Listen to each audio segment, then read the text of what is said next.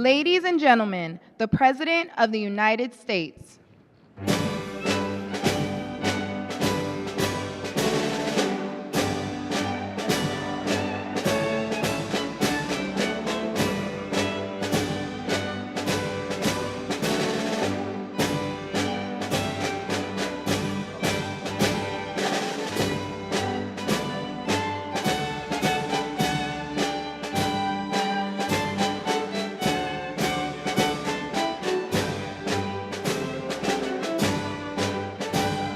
What a nice.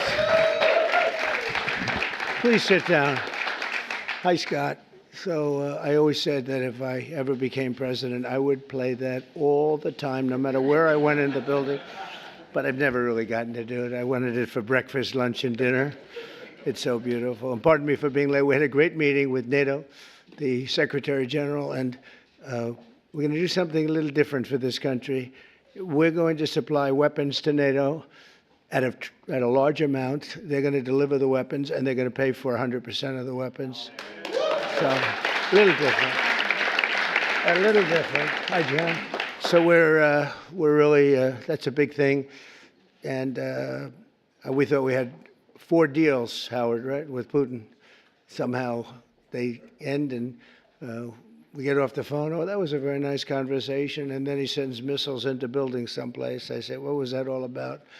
So anyway, so we're going to be doing that with NATO, and it's fully approved, fully done. We'll send them a lot of weapons of all kinds, and they're going to deliver those weapons immediately to the site of the war, different sites of the war, and they're going to pay for 100% of them. This all was made possible by going from 2 to 5% a month ago when I went there. So, yeah.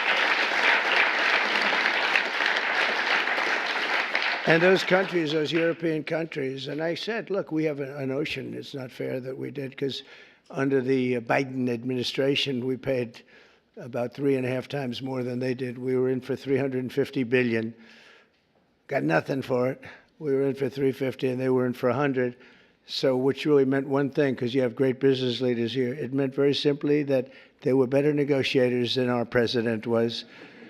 But so this is a very important thing, and hopefully that will come to an end at the end of 50 days. If we don't have a deal, then we're going to have to do. We have no choice but to do secondary tariffs. You call it secondary tariffs, which are pretty tough, which we don't want to have to do. But let's see what happens. But we thought we had a deal.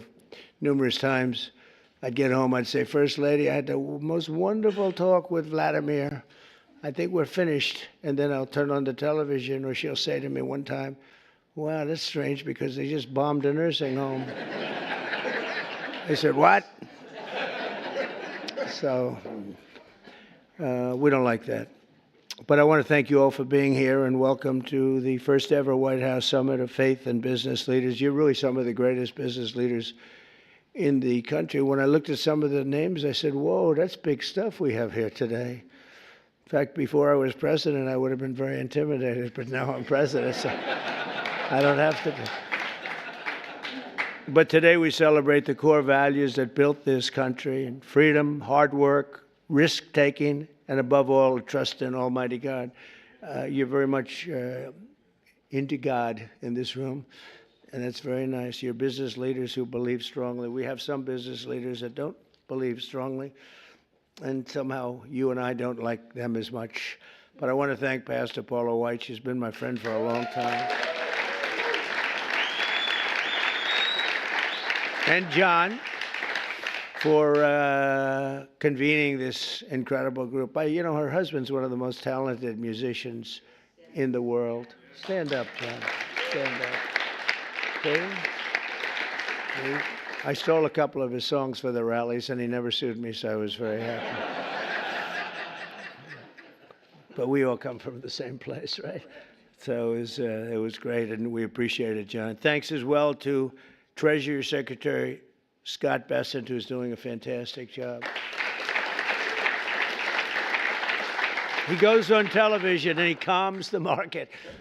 I go on television, I rile the market.